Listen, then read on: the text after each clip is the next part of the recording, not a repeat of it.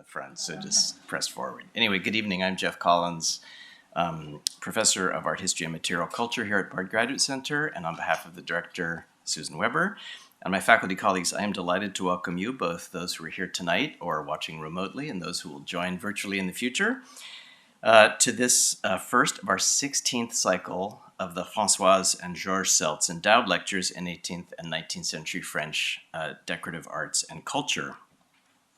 I am sorry to start with some bad news about our program, but due to unforeseen circumstances, Hannah Williams, who'd been scheduled to come and lecture on Tuesday, March 3rd, will not be able to come to New York as planned, and so we're looking for a way to reschedule that to a future season. But I can ask you to mark Tuesday, March 17th, boldly and firmly in your calendars. That is the day that Professor Sarah Cohen from University at Albany will come and speak to us on the topic of fashioning race through metalwork in French sugar casters. Bit of a new departure for the Selz series, and it focuses on an enigmatic and frankly disturbing group of objects that she will examine in light of changing conceptions of race in 18th century France, as well as broader historical patterns of global commerce, sugar production, and slavery. So all of you who followed this series from the outset know that one of its recurring threads is how things, objects, acquire meaning in specific times and places. And that's especially a question in the case of objects that take on new valences as they cross geographic and cultural boundaries, be they French gilt bronze in 18th century Prussia or Japanese style objects in 19th century Paris, just to mention two topics of previous Selz lectures. So tonight's talk takes up this theme by focusing not just on a novel furniture form, the sofa, introduced into France from Ottoman lands and associated with an alluring East, but its representation in 18th century French art. And our guide tonight is the historian of art and design, David Pullins, who is currently associate curator in the Department of European Paintings at the Metropolitan Museum of Art. So David is unusual, although happily less and less so, in really straddling the history of two- and three-dimensional art in ways that will be on view tonight, really questioning those lines of what we might traditionally call fine and what we might dismiss as decorative, although not here. After earning his BA in art history at Columbia, David pursued an MA at the Courtauld Institute of Art in London, followed by the PhD in art history at Harvard with a dissertation entitled Cut and Paste, the Mobile Image from Watteau to Robert. After a stint as a lecturer at MIT, David joined the Frick Collection in 2018 as assistant curator for 17th through 19th century art before moving to the Met last summer. His many publications include studies of Manet, Renoir, Vernet, Oudry, Drouet, George Stubbs, Rudolf Singel, and the printmaker Nicolas de Larmessin, not to mention 18th century French fashion plates and the problem of ornament figural ornament in 18th century France. Those contributions have featured in exhibition catalogs, anthologies, and periodicals, including Oxford Art Journal, Journal 18, Print Quarterly, Master Drawings, Journal of Art Historiography, Zeitschrift für Kunstgeschichte, and our own West 86th, with an article on Robert Adams' neoclassical chinoiserie. Chinoiserie was also the theme of a recent essay on François Boucher for the exhibition in Besançon, which perhaps brings us closest to tonight's topic, which is entitled The Sofa, Furnishing Moral Tales in 18th Century French Painting. So please join me in welcoming David Pullins to the podium.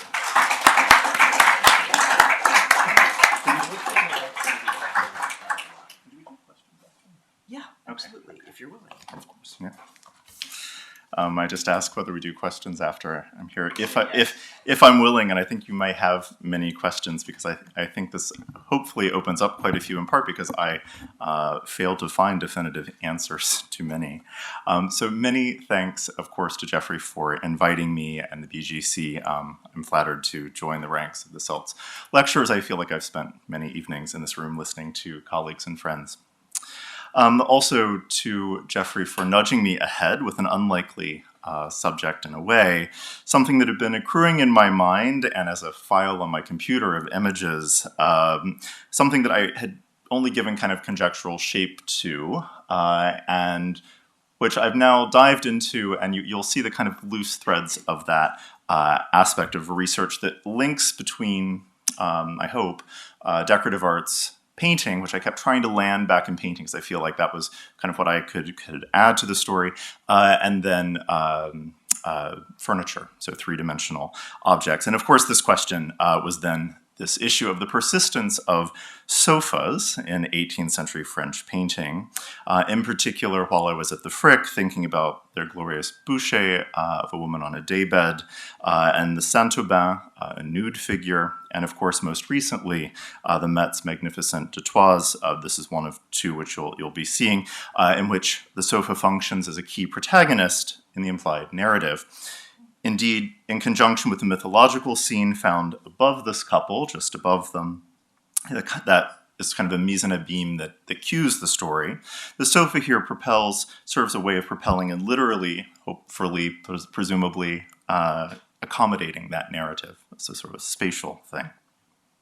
But beyond the sofa's cultural coding and usefulness to staging particular narratives, which becomes very evident in libertine texts, as we'll see, sometimes quite clunkily, the question emerges of how sofas served painters like Saint-Aubin, Boucher, or Detroise, who developed a market for erotic, but not necessarily pornographic. They didn't necessarily want to be libertine illustrators. These being painters who in the end were intent on maintaining a certain sophistication and wanted to exhibit an ability to nuance.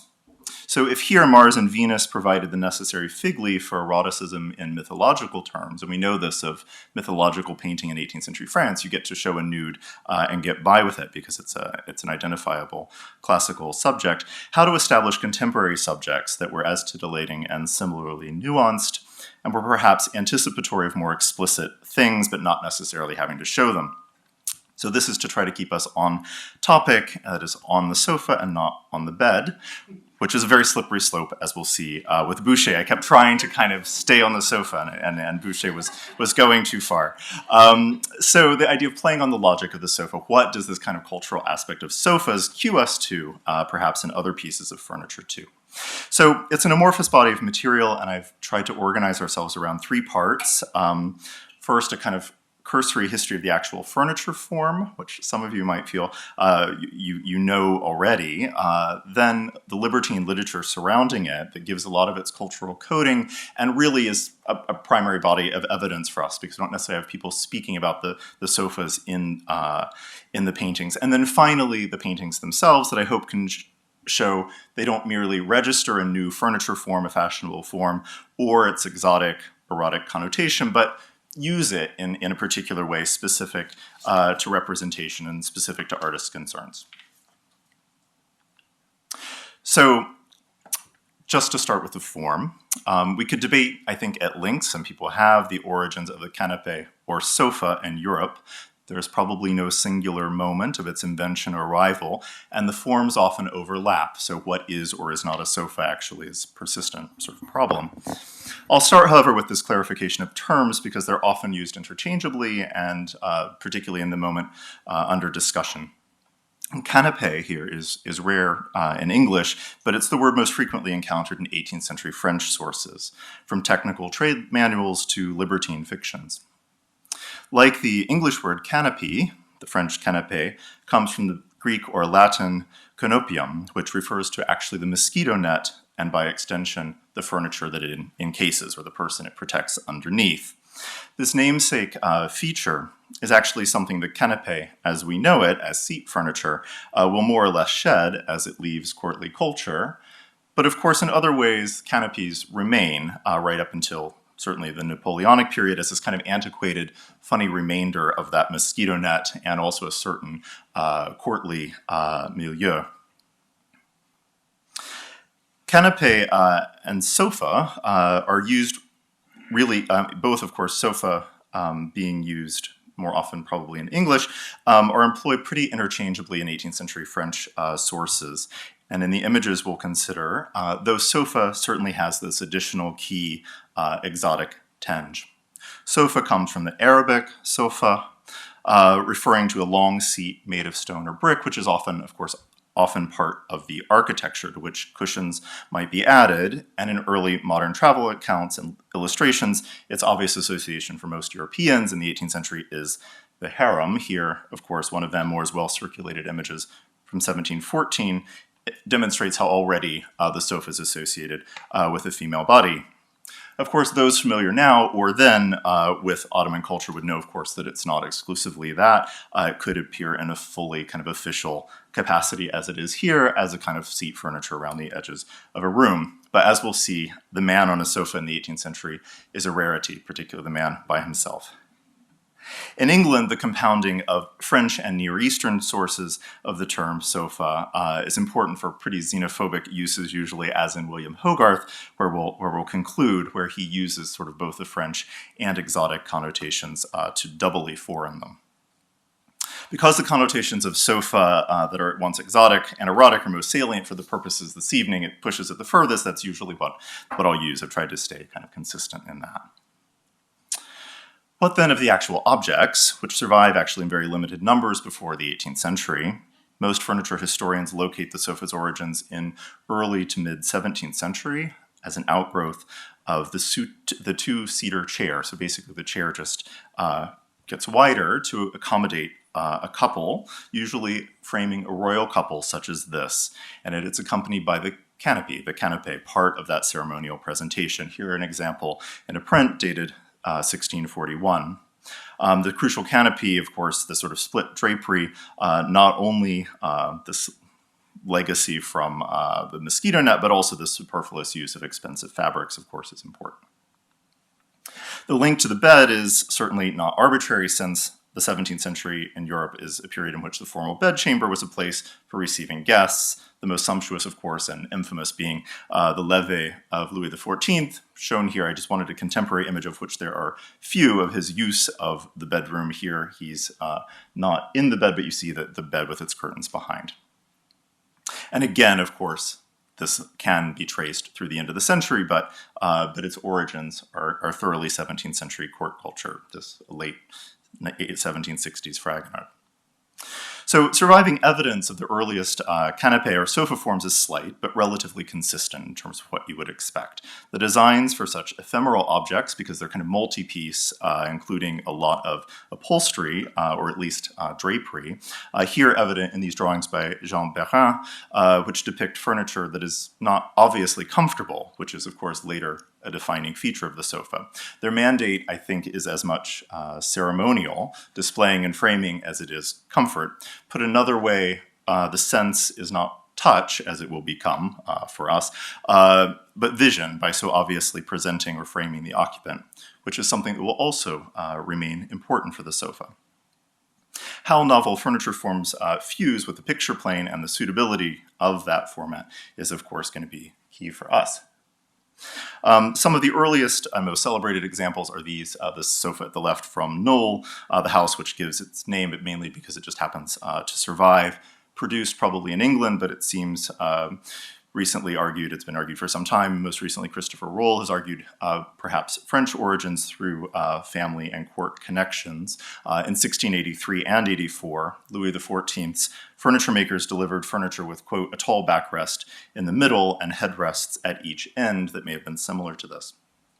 Ultimately, those who are coming at us from an Italian background may want to find it in the Italian lettuccio, a kind of coffer or bench with flexible arms that could hold some of those cushions inside, so it could kind of function as a daybed. The Lely portrait there on the right, dated stylistically to the mid-1660s, is a rare instance of seeing such an object in use at probably a high level, but not a courtly level necessarily.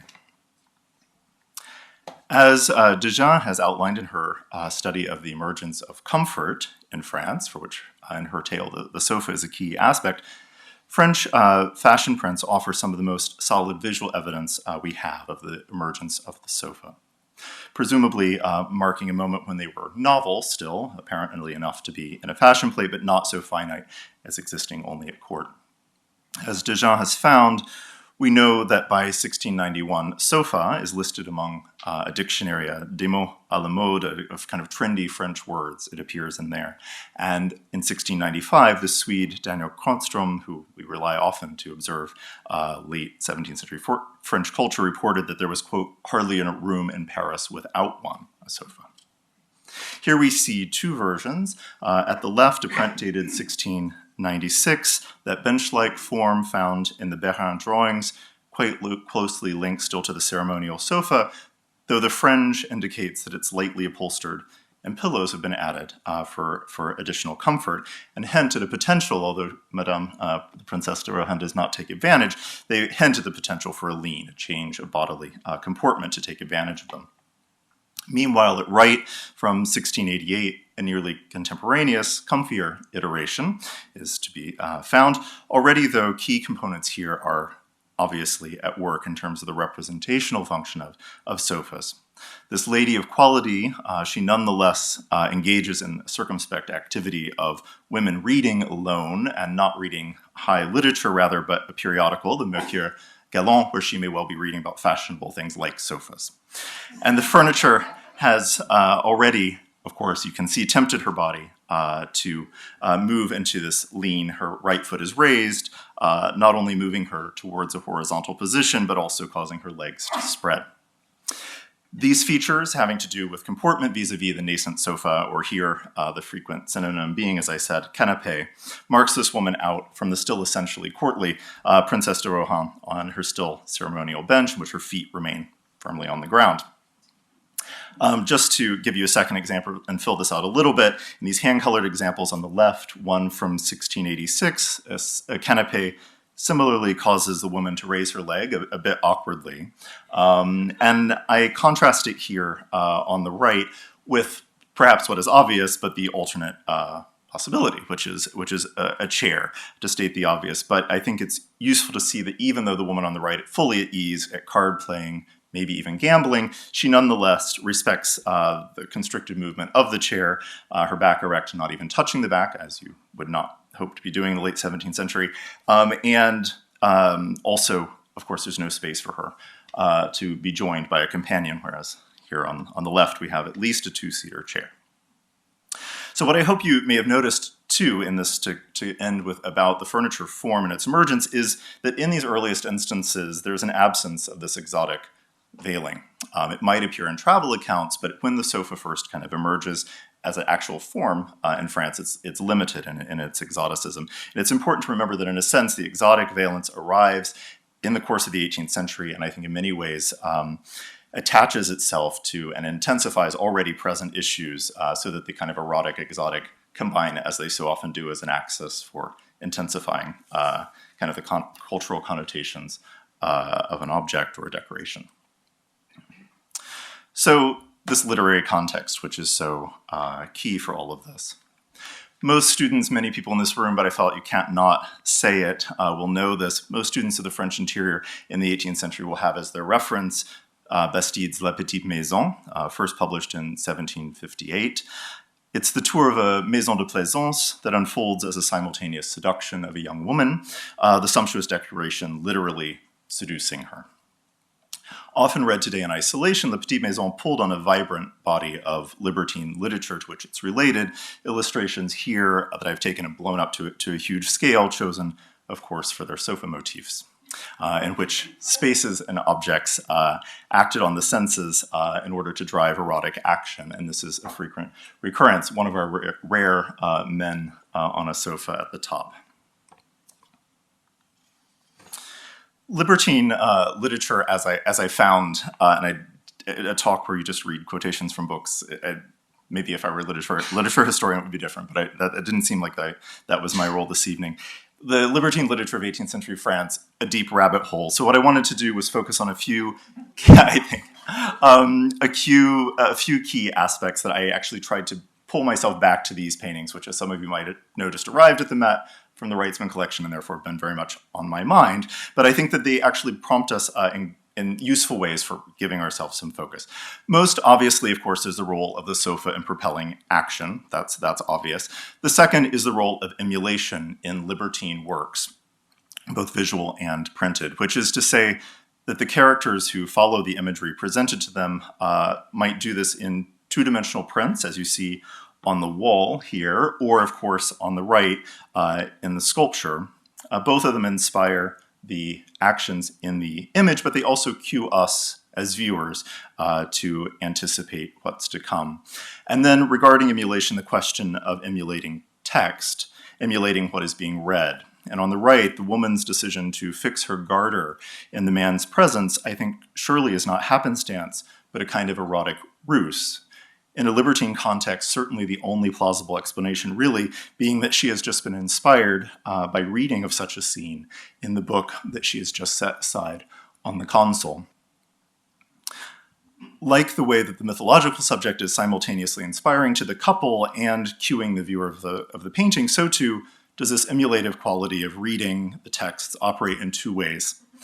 Within libertine fiction, it's reading that often sparks passions that can't be resisted, and that's all within a fictive space of the text, but it's in having, of course, read such texts that we as viewers of paintings know how to engage with them, resulting in wonderfully intertextual images like this that reinforce and compound cultural norms of how exoticism and eroticism might be deployed and enjoyed. To consolidate then our references and dive into the heart of it with this material, let's look at this book that inspired the title of my talk and that opening illustration, Crébillon Fils' The Sofa, a Moral Tale, Conte Moral, first published in 1742 and rapidly going through many further editions, being translated immediately within months into English. Its unlikely protagonist, Amanzé, is a young man. He's a young man who's been condemned to be forever reincarnated as a sofa. Yes. If you didn't already know, you get to laugh. Otherwise, it only works really once. Reincarnated as a sofa in various exoticized boudoirs until the day that virginity is lost among the pillows on the surface of the sofa. It's perfect for this moment in 18th century France. In devising this particular conceit in 1742, Crébillon built on Antoine Gallant's first European compilation and translation into French of 1001 Nights, which was published in 1704 to 1717. It came out in volumes. And the Sofa, Crébillon's book, the prefatory chapter, the sultan to whom the stories are being told, claims to be the grandson of Scheherazade, who in 1001 Nights, of course, was the character who was forced to tell tales, spin tales, in order to prolong her life. Crébillon was also probably inspired by a less popular but similarly conceived book from the same moment, Le Canapé Couleur de Feu, which is an amazing title, Canapé Color Fire.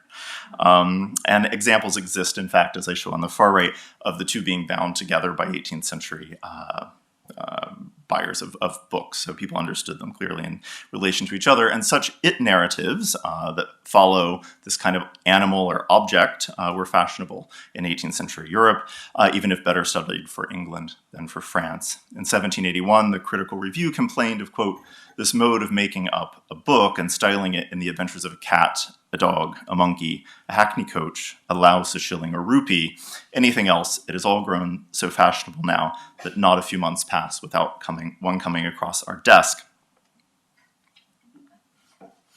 Crébillon's success with the sofa, no doubt, came from combining these themes, and I think the second edition, it's the second edition of 1749, when it acquires illustrations. These two vignettes by Charles-Nicolas Cochin from 1749 suggest that his success is in fact the combining of these, the exotic serial storytelling that played on the ideas of the harem and Near East, and the fashionable it narrative that latched onto a novel form. And on the right, there's not really that same hint of the exotic, but rather just the sofa. And indeed, while Crébillon himself, he consistently uses sofa as his term with the PH rather than canapé. And canapé is in all the other libertine texts the standard go-to word. And this most likely deliberately marks his desire to read it as exotic, though Peter Shoemaker proposes that it might additionally link to the term sophisme, or clever device, something that's seductive and deceptive. So he was layering perhaps his meanings. You may have also noticed, of course, where these things are published, Gaza and Peking, and on the left, in a totally implausible year. So this is just a scrambling that happens for books that are likely to be banned by the censors. And indeed, when it is first published, the Sofa causes Crébillon to be expelled from Paris for 3 months because of the possibility that it critiques the court. For Crébillon's protagonist, Amanzé, the sofa, that is, Amanzé the sofa, there is this unsurprising conceit of being able to voyeuristically enter private boudoirs of women of various ranks. And here you can see, I hope, here he's kind of slumming it. He appears as a sofa with tears in it. He doesn't always get to be an embroidered, beautiful sofa. And in this way, of course, he is able to witness close up the pleasures of these women and with their lovers. Amanzé, the sofa, himself confesses, quote, "The pleasure of being able to enter secret places to be a third party in a game that they believe to be played by two makes my punishment of reincarnation much milder." He adds right off, quote, "As few men," we are unsurprised to hear, "as few men are heroes to their valets," which was a standard phrase, "so I may safely affirm few women are saints to their sofas." This was, of course, the voyeuristic potential of most it narratives that allowed for proximity to the body. Amanzé experiences it all very close up, and one chapter in particular is rife with descriptions of a woman's face as it touches or doesn't touch the pillow, all the while, of course, the narrator's voice merging naturally with those who wish to occupy that position. And an interior, in this illustration in particular, of course, where the sofa narrator is present there in the back. It's typical of the book as a whole in that it's an interior that has this peculiar hybrid of domestically French objects, it would seem, clock, bookcase, and even the sofa, and Near Eastern with the table at the front, objects and her clothing. Peter Kreil's study of the role of furniture in libertine writing emphasizes in particular the interrelationship between the rise of commodité, or convenience, this rise of comfort for Desjardins in her formulation, and its attentiveness to the body with repeated use of reflexive verbs in French used to engage with furniture, such as se placer, s'installer, s'arranger, etc. This kind of relation is everywhere apparent in the use of chantonné, or shaped edges, to the sofa, the paintings, the ormolu, a fashionable interior such as this. And as a comparison here, Meissonier's design for a sofa, a famous design that rhymes with its surroundings, much in a way that bodies might rhyme with one another on the left. And as the narrator sofa of Canapé Couleur de Feu relays by way of introduction, he introduces himself as Sur Commodité. I dub myself Commodité because of the convenience that so many good people have found in me. I was made for softness, rest, and the pleasure of both sexes. This is precisely, of course, Mimi Hellman's famous formulation of furniture in 18th century France, the actual lived furniture as mutually defining interactions of bodies and objects. Crébillon's sofa is extreme in taking this object as its structuring principle, but the furniture form, unsurprisingly, appears in other libertine texts, of which I'll name just a couple. Au Cours Thermidor from 1744, in which we find a male narrator. He's in a small room with two women, a small cabinet, where, quote, "We approached a canapé, which was near us, and to which the highly waxed parquet seemed maliciously, perhaps, to conduct us to our seats." As in La Petite Maison, the characters are almost left no choice about what is about to happen. And a few scenes later in the same book, one of the women notes of Thermidor, the protagonist's success, "This canapé on which he sits is contagious. You can't approach it without feeling it." Sofas remain central actors, if not narrators, through the end of the century, including in the Marquis de Sade, for which I will spare you. This heavy-handed reliance on the sofa to the erotic, both in a lived sense described by Mimi Hellman, or for libertine authors who expected such experiences to inform the kind of actions that take place. There is this issue of emulation, as I hope we noted, between reading and also seeing. So to look at this image from Molière's exoticizing Angola, Histoire Indienne from 1751, itself the site of erotic intrigues around sofas, as you see from one of Eisson's preparatory drawings. It's an antiquated canopy there in place.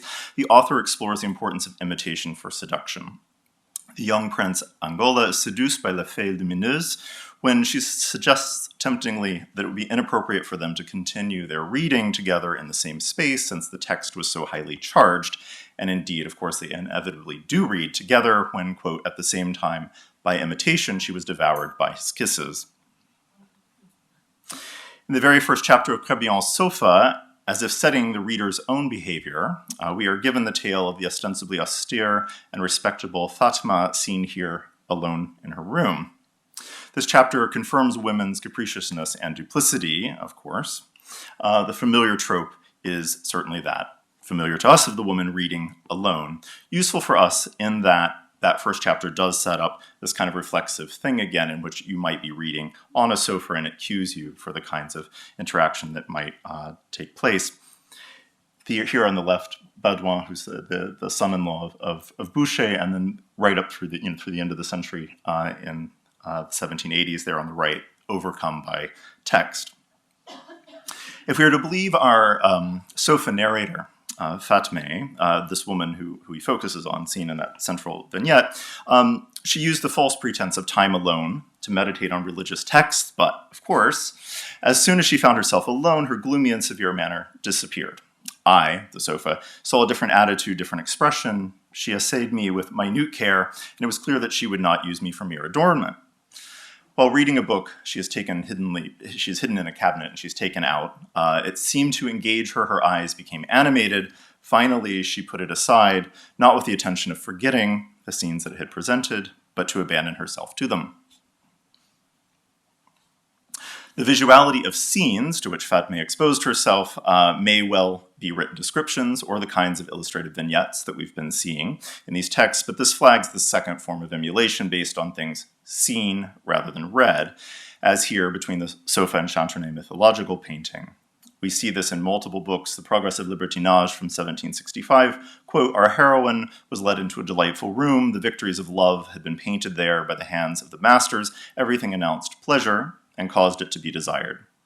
Meanwhile, Thermidor, who we've seen before, described a painting by Coipel, we're not sure which one, he just says Coipel, depicting a nymph lying on a bed of flowers next to Jupiter, noting, quote, "We," he and the woman he's with, "were a copy of this masterpiece." So this idea of seeing and emulating. In this way, then, not only do paintings within a painting cue the fictitious actors, but perhaps we as libertine readers know their usefulness as models.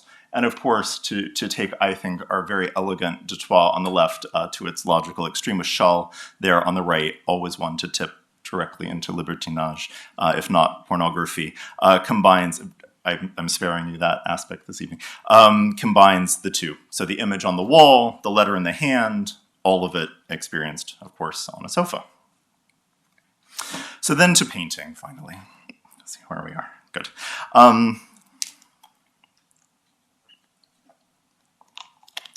Having used de Troyes' paintings as guides to this culturally kind of amorphous field, we've already unpacked them quite a bit. I do want to point out a few additional aspects as we move into painted representation.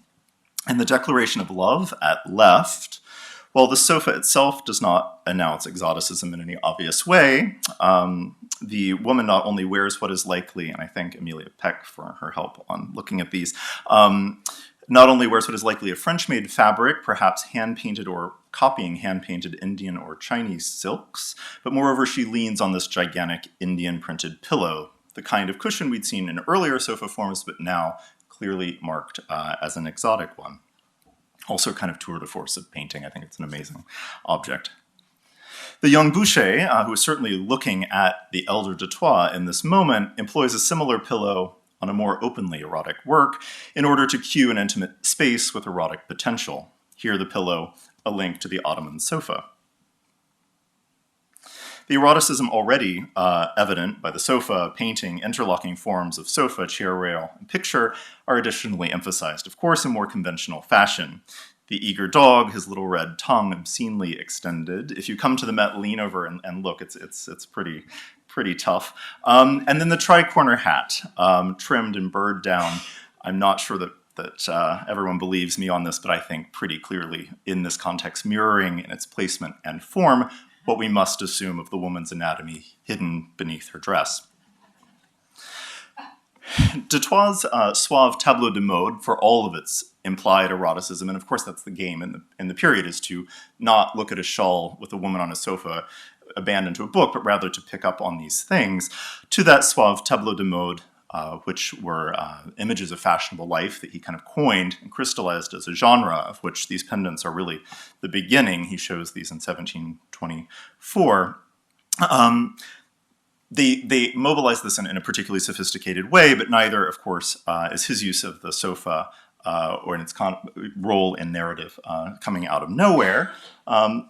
In admittedly more awkward works, the nature of the artist, Lancret engaged the empty space of the sofa here to suggest the potential for a companion to sit against a similar Indian textile. It's amazing how these sort of tropes, it's like you have the sofa, you have to pull out your Indian textile, signaling the exotic on a form that would otherwise look to be pretty conventionally late 17th century in its kind of hard back and straight lines. Well, this woman remains more or less vertical. She seems to inspect her breasts with a hand mirror, perhaps thereby alerting either herself to the intruder or perhaps through greater gymnastics, affording this man a preview of what he's expecting to come. He may be arriving with the pretext of a cello lesson there, as you can see on the left. Again, musical instruments often, of course, an excuse for the man and woman to come into the same space. Not unlike the Dutoit's tricorn hat, this cello in many ways allows us to displace assumptions about her body under the dress onto an object. In contrast to the suggestiveness of most paintings within paintings for erotic subjects, interestingly, oddly perhaps, here Lancret seems to include just the base of Effect Galant, which was this sort of a much more nuanced version of love in the 18th century and more his sort of standard bread and butter as an artist. This is pretty atypical for him, although I will show you the other work to which it's closely related by Lancret. A very similar conceit here, the slightly later work by Lancret, one of 4 times a day, painted on copper, now in the National Gallery of London, where we assume, we don't know, but we assume that these were probably painted much like Hogarth will do as a series in anticipation of a print market for them. Quickly, prints are indeed made. Here, the woman tilts into the curve of the sofa, her breasts are exposed. The pretext is taking what seems to be chocolate, of course, a beverage that was, according to contemporary texts, not only fashionable and exotic, but even intoxicating. We are by now unsurprised to find ourselves in Lancret's characters cued here by an internal image, the mythological nudes, the sort Dutoit will employ, and our libertine characters found so inspiring. This kind of anecdotal multi-figure narrative scene like this, they just kind of expand outward. And in many of the tropes, as I said, reappear. No exoticism here, but again, the instrument thrown to the side. They'll continue through the end of the century into Chasles, who we saw, and works like this by Michel Garnier, in which the sofa and works of art all present a familiar constellation of tricks.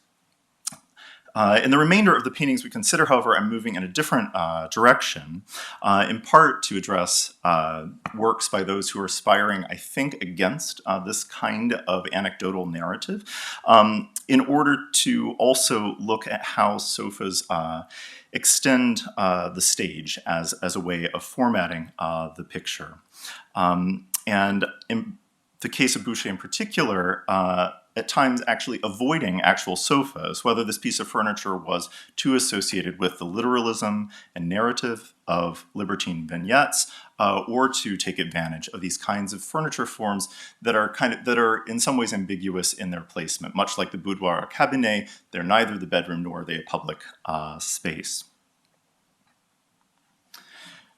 So to me, this kind of cropping, and I think cropping in relation to the picture plane is so important. For me, that's the major success and contribution of Boucher's women, depiction of women in particular, as he moves away from the over-the-top narratives and transitional kind of works like that on the left, which is quite early in his career from the 1720s, towards paintings like that on the right at the Frick collection that really kind of lock in a single body and reduce that kind of anecdotal aside. Of course, while still taking advantage of the positioning as a means of presentation. Eva Leia Burkhardt has discussed this and a number of related finely finished cabinet pictures in relation to celebrations of commodity culture, women such as this exercising their taste through their consumer power at a reduced level, not at a court level, but at a more proto-middle class kind of bourgeois level of being able to go out into the world and buy things, what Sissy Fairchild coined as populux goods, things that partake in more luxurious things but are in some way accessible. Examples would be the bits of porcelain at the top, the chatelaine or the pagode there. The effect of this kind of presentational style, I think in many ways being related to the shop front window, into which the woman's body also fits. The analogy within the painting is, of course, the étagère there hung on the wall, and we could compare it perhaps to this famous still life or shop sign from about the same moment. Furniture-wise, Boucher uses the logic of the sofa, its invitation to extend, lay out the body in a stage-like space oriented towards the viewer. Initiated, as we've seen, in prints like this one, but he uses a lit à repos, reposing kind of bed, day bed. This is a furniture form that follows a similar trajectory to the sofa. You can imagine from the Knoll sofa how easily your options might be to emerge out of that into this as well, even if it never requires the same elaborate cultural libertine frame. It certainly has no equivalent to Crébillon's sofa, the libertine novel, and Boucher's use of this is a way of perhaps employing its devices without actually engaging with the sofa itself. Sofas, as we've seen, forced a particular way of framing. Indeed, as we saw with their origins in ceremonial thrones, in effect, their frontality, locking the eye into position, was a key aspect. This relates to their emergence, of course, from the two-seater chair, and in a moment we're going to ask you to kind of imagine the chair as a width versus a depth, as allowing a royal couple to be viewed. And of course, it's from this viewing logic that the whole litany of relatively straightforwardly libertine illustration-like engagements that we've seen, the sofa acts as a kind of shadow box, a set-like frame that echoes the pictorial space. The sofa is immediately presentational, almost no matter how it's occupied, and its mode of address is a frontal one. Daybeds, however, did not extend the chair left to right, but forward.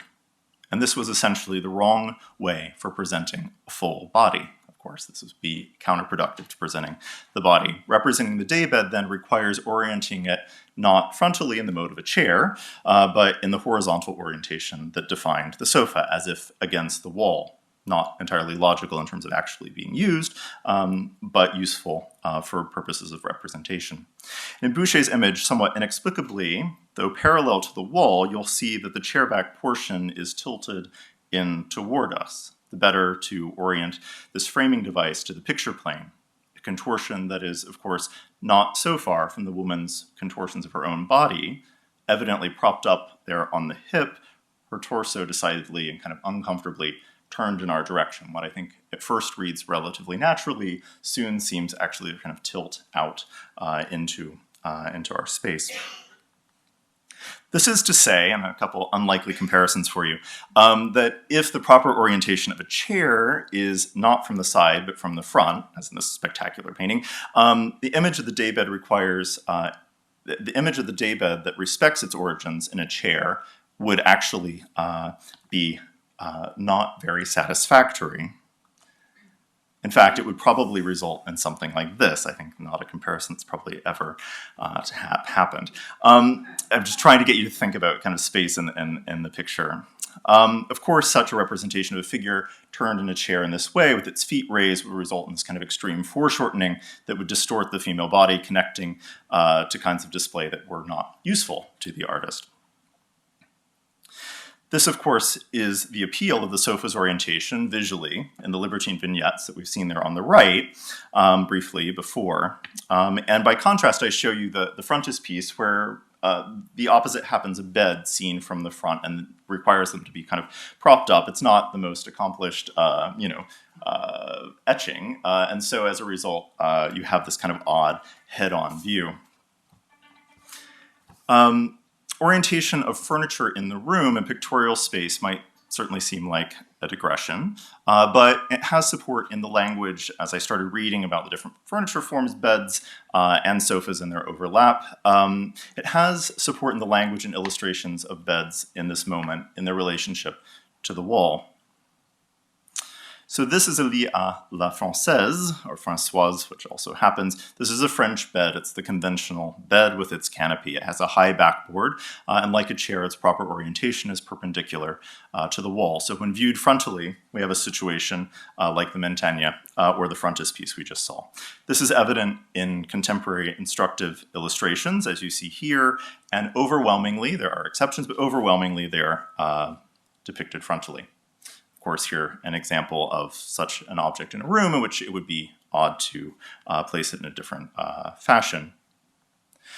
By contrast, it is the exoticized furniture forms and bed forms, such as this, that we find in an orientation that is against the wall in such a way that the body would be made visible.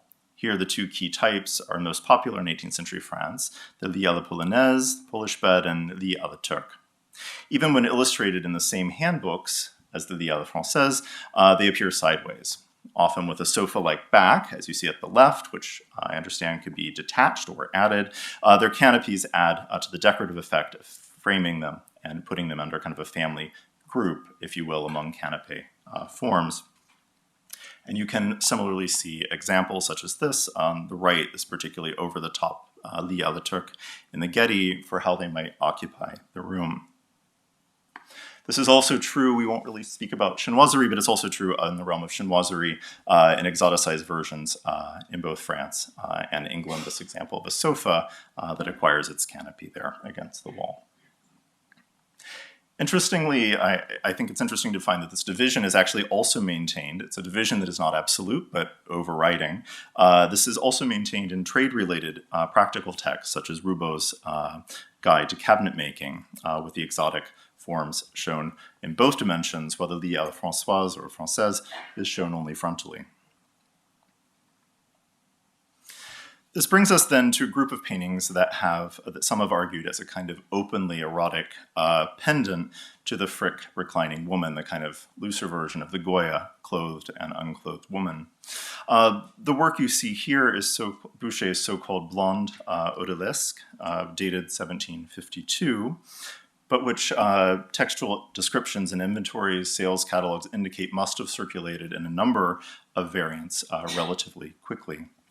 While the interior and the woman seem to be Parisian, the censor at the lower left cues the exotic, and indeed, she seems, if you're attuned to the types of furniture that were being produced, to rest on a lit à la Turque.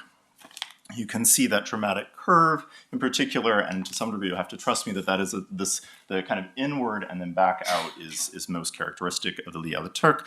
And also, as I mentioned, these kind of objects, including the one in the Getty, have a detachable back that may or may not have been attached to the wall.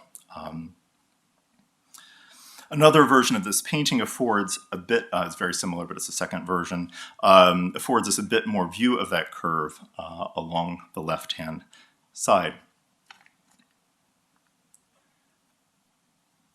Interestingly, while probably not possible to identify definitively, this curve is also that found in the backless seat occupied by Pompadour in Boucher's famous grand format painting. Moreover, we are perhaps not surprised to find that she's curiously leaning on a pillow that is similar to our Detroit or Boucher. It's worth flagging this among, I think, this hint at the lit à la Turque, among the unconventional aspects of an otherwise very grand format painting with its subtle erotic undertones. For Boucher, this use of the lit à la Turque, here a less decadent example that is perhaps helpful because the Getty one is so kind of unique in its way. This perhaps gives a better idea of the kind of object, though the naturalistic carving and painting only really underscore that exoticism. And I think here the two images further buttress an argument in favor of the way curves and bodies might be working together for a painter, one to accentuate the other. The key thing, of course, is what particular fashionable furniture forms permitted in terms of orienting the body, how in these cases are lit à repos and lit à la Turque inflected by the sofa as an exotic object on which bodies are displayed and act on one another, all the while not necessarily diving into actual beds. And there's this whole proliferation of kinds of decorative beds that are not, that are in these sort of spaces like boudoirs and cabinets, specifically the boudoir. That is to say, how these ambiguously interstitial forms occupy certain kinds of spaces and allow for a choice along a continuum of how erotic the scene might be suggested to be. Just by contrast, of course, to remind you, because of course when you're looking at the image on the right, you're thinking, this is quite an erotic image.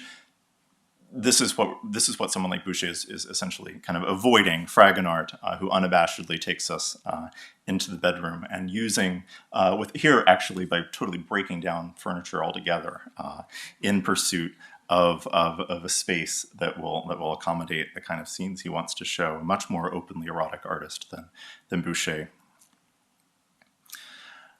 A few years prior to Boucher's painting in 1745, he employed an explicitly exotic Ottoman version of the sofa, his odalisque brun, now in the Louvre and recently the subject of a detailed study by Guillaume Ferrou. Boucher removes structure altogether here, perhaps in the manner of Fragonard, but with this exotic valence through this construction of pillows, the hard, square patterns evidently along the wall, like the architecturally dependent ones of the Ottoman originals. Turquerie, even the Turkish sofa, in painting need not obviously be so openly erotic, and I think this is interesting too in this matter of choice of where you land. This seems particularly to be the case of artists and sitters who actually traveled to Istanbul, who had a kind of ethnographic interest in that culture and in sofas. Here, Lyotard, in two of many versions he executed of women and men on sofas, and indeed, this woman reads alone and evidently in a harem, it might seem, judging by the window grill. And her pose is certainly unconventional for France, but she's not openly, obviously erotic, at least as far as in relative to the images we've been seeing. And indeed, eroticism is largely a terrain foreign to Lyotard, I think, as an artist in general. I think this work recently given to the Met is actually probably in some ways simply because of her clothing. The way that you see her nipples through this thin cloth is about as erotic as we might expect. And in any case, these works, of course, again, don't take advantage of the sofa as a way to extend the full body. I think these also, if we think about relationship of orientation of the body, the furniture, and the picture plane, are particularly strange paintings. I've always found these really weird paintings. They really do continue, I think, that ethnographic aspect of the sofa that means that it doesn't have to lend itself to an erotic depiction. Here, this Favre depicts the ambassador to the Ottoman Empire and his wife, presumably not candidates for that kind of framing that we might otherwise expect from this piece of furniture. And in light of what we've said, you end up with these kind of scrunched bodies, these very odd, condensed, even awkward depictions. But I wonder if that was not a desire to kind of suit both mandates. One, depict us respectably, but two, depict us in the kind of Ottoman culture which we are serving in this diplomatic context. When portraiture did engage with the Ottoman sofa as a means of orienting the body horizontally, it has a purpose, of course. And here, the disguised image of Madame de Pompadour, very famous, painted for the Chateau de Bellevue, and in the supposed portrait of a celebrated courtesan, Mademoiselle Duthé, resplendent late iteration of the type from 1779 to give you a sense of its longevity. The sofa here, in both cases, its fullest, most exotic sense, does its work for these women in presenting the full body. As Ferrou argues for Boucher, the combination of exotic setting and erotic body condensed for Diderot fears about the talented painter wasting his energy on unworthy subjects, a refrain that the art critic will have from the 1760s forward. There's no evidence to suggest that Boucher ever showed this painting at the Salon. Indeed, this whole erotic group of paintings the early provenance is very mysterious, largely because of the lack of public exhibition. But in 1767, Diderot nonetheless described such a painting by Boucher of a woman in just such a position, and adds that our academicians would do well to expend their talent otherwise than in this kind of decadence. He erroneously identifies the model, moreover, as Madame Boucher and shames him for having done that. Colin Bailey was the first to divorce the Frick's painting of the woman on the sofa from a long-standing identification as Madame Boucher, the artist's wife, Madame Butzo, her maiden name. And he did so, Colin did that mainly on the grounds of how inappropriate it would be to depict his wife in this manner as a respectable academician. As Ferro has recently argued, it seems Diderot, when he described and objected to this painting, it's unlikely he necessarily saw it. He may have seen one passing through the art market, but much more likely is having seen this image, which was printed in 1765, much later, but it seems to have been timed to come out with the moment that Boucher was taken to be first painter to the king. So really a deliberate attempt at kind of slander, really. And you can see it's a little grainy, I think. But not only do you have the image, which oddly coming out 20 years too late, but also then with it clearly taken by the painting of Monsieur Boucher, Premier Peintre du Roi. So he was basically humiliating him in this way. Diderot's suggestion of the artist's studio brings us to this final painting, the Saint-Aubin, a student of Boucher, Saint-Aubin, and in many ways the ideal complement to Boucher's reclining woman at the Frick. Saint-Aubin offers us a view of what we, in effect, imagined for Boucher all along, the frisson of the artist's model, not his wife, whose state of undress is compromised in no small part by the way she again occupies this piece of furniture, the awkwardness of that we've been through before, and I think it's now quite obvious, twisting in order to present itself to us. As with the Boucher painting, the headboard too illogically reoriented to shift the piece of furniture and the body toward us. A remarkable detail in this is this crescent moon just above her head, which is in a way, a kind of fig leaf for the naked woman, either identifying her as the goddess Diana, maybe alerting us to the artist's transformation of her through the work of art, or perhaps an Ottoman device suggestive of this alternate thread of exoticism. In either instance, it helps to provide a kind of layer for justifying an otherwise quite erotic depiction. The success of Saint-Aubin's composition is evident in the existence of multiple versions in paint. This one at the Frick seems to be the prime example. There's also a watercolor and as well as an etching. And the etching is notable for turning not only the woman's body, but now also her face in our direction. And Perenstein has noted Saint-Aubin's likely reliance on drawings by Boucher, his master, to create an object such as this. And she uses this, quite convincing, this kind of drawing that would have been available in the studio of Boucher while he was training there. It also, the etching is useful for giving us a title that would have been Saint-Aubin's title, and that is the Académie Particulière, private academy, which is a means of referring in the 18th century France of the sessions held with a female model, which took place either in the home or studio of artists separate from the official space of the Royal Academy, where only male models were to be found, oddly enough, given the story of Rococo painting. This, of course, links us back to the entire fantasy of access to private spaces, and also back to Crébillon's sofa with its up-close and personal interaction with through the furniture to the body. So, a final image to conclude, just to reiterate the early and lasting success of sofas and Crébillon Fils' sofa for informing paintings. This, of course, Hogarth's Toilette from, like that Lancret series, a group of paintings. Hogarth, of course, often not subtle in his use of objects, but very strategic use of objects and paintings within his composition in order to cue us to the narrative. So this is, of course, the narrative of a marriage between a wealthy city merchant's daughter and a titled man. Of course, as soon as they marry, she gets a title. You can see her toilette service has a cornet on it, but he's long gone. He's off doing other things.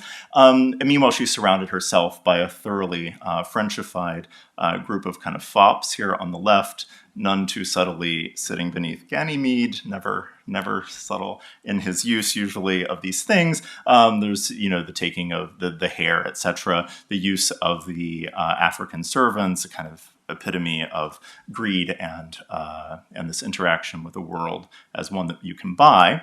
And here on the right, we see the toilette, to the right of the toilet, as he explains, her potential new lover, who'd originally sort of gotten the papers together for her marriage to this man. He has tickets in his hand to a fancy dress ball. And he points to, it's hard to see in the detail I gave you, but he points to a mass ball or a Turkish masquerade on the right. So presumably she's preparing for that.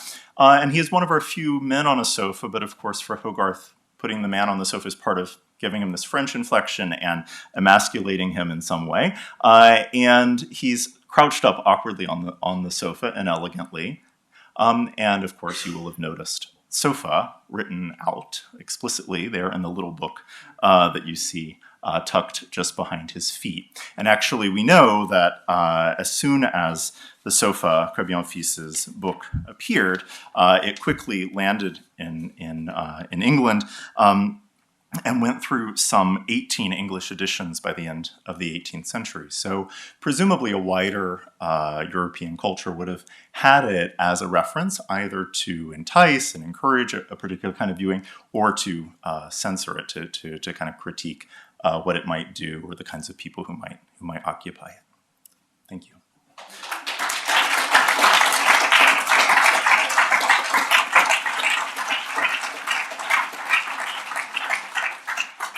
Started your talk with the phrase mise en abîme, and you left us with a mirror and a figure reflected and a painting and a book and a sofa. So I think that's it. So questions? Questions for David? Yes. Could you go back to the image of la douce résistance?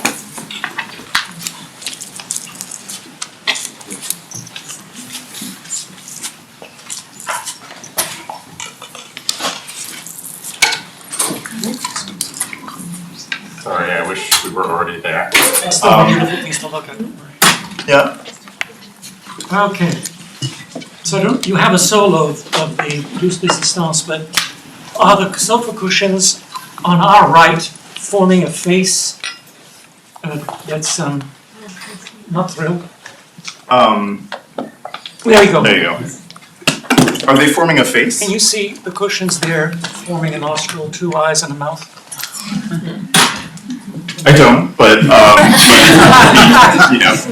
certainly animating the It scene. always seemed to me that the cushions, you've got at the right this face being formed saying something. Claude, Well, you've been maybe reading this is- too many libertine novels. Well, maybe this is Amanze the sofa, which is always the problem when he Yeah. appears in the vignettes. Is there's a woman alone in a room, but she's not alone because of the sofa. And here is the Cushions are third wheel kings. in the narrative. Yeah. I'm wondering, and it's happening here, but I think better examples are either of the bouchées closed, unclosed, or the blue one. You have the curtain draped onto the couch that takes takes the eye up, but also seems to morph into the wall. Yeah, this is a kind of frequent thing that happens with questions about the boucher, the frick, which is, what is that? It seems to be a wall covering, and then it appears on the sofa. It's a wall covering he uses in other paintings in this period, so he must have had this fabric around, I think. I think it's just much like on the left, a pictorial device to just kind of structure it, animate it, and coming out of it, as with Baroque portraits that might include extraneous fabric. It's a really compositional thing. Sure, it adds animation to an otherwise relatively still scene, but I don't think it's certainly not, it's not logical, it's not like doing something. It's a place for somebody to come into the bedroom. It's true, it's often. She's listening.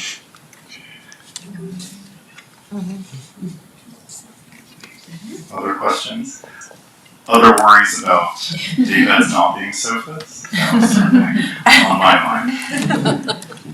I think Diderot was probably intending to insult Boucher by saying it was his wife in the picture. Oh, definitely, yeah. And of course, establishes that language that goes through the Goncourt. And Boucher's wife, known as a beauty, of course, by various people, gets pulled into the thick of that. Even though, as we now know, they led, it seems, relatively conventional, boring professional life. It's a crazy thing about Boucher. He depicts these erotic scenes, but on the whole, I'm always amazed at what a consummate professional he is. But he climbs the ranks, it's the thing, etc. So in that way, that whole scandal is later. Could you go back to the Declaration of Love by Detroit? My favorite. There we go. Okay, since I'm seeing pictures and cushions, does she seem to be not terribly, her corset seems to be rather loose for a lady. She doesn't seem to be terribly tight in her stays, and I'm wondering if that's an accident. Probably not. I mean, I think that form of dress is presumably meant to be relatively, not necessarily suggestive, but I mean, it opens in the front. So I mean, it's like a kind of, it's not a bodice in the same way. So it's a kind of an informal day dress. So yeah. All right. I was thinking about something that you said about, the it narrative, and it never really occurred to me before that they are more popular in England than in France. There are just many more of them, and on the other hand, you have a kind of philosophical discourse on sort of inanimate objects taking animate form, whether it's through materialist philosophy or sensationalist philosophy, and in painting, you see this. I mean, I'm struck not only by these objects coming to life, but the ways in which these people become things. This woman looks like a Chinese, blue and white person, and there's a kind of conversation about that dialogue. So I don't know if you just had any thoughts about why is it materialized more in painting than in literature? Is it different culturally? Do you think, like Le Sofa as an it narrative versus the adventures of a rupee or a banknote? Does it have something to do with like different economic culture? I don't know. For me, and this is really something I'm sure you're thinking, which is, I mean, in England, a lot of those narratives are really related to the economy and the circulation of money and specie as a thing that's kind of mysterious. It moves around, you don't know where it is, you can take it, and it's a physical thing that has an abstract value. So in England, I feel like that has a lot to do with it.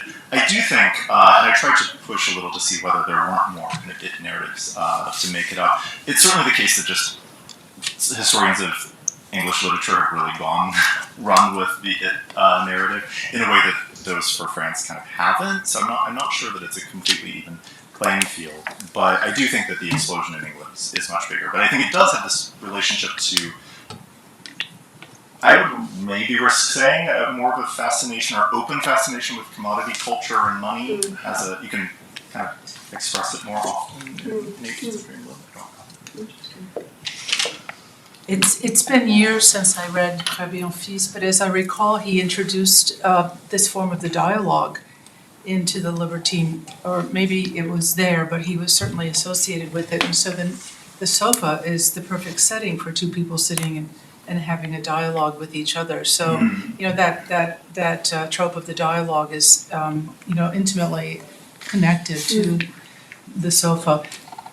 May I ask, what is it literature? It literature. I should have expanded. It's just a phrase that literary historians have come up with. It-narratives. Objects. It would be easier to say object narratives. Basically, where the object, an inanimate object or an animal is your point of view.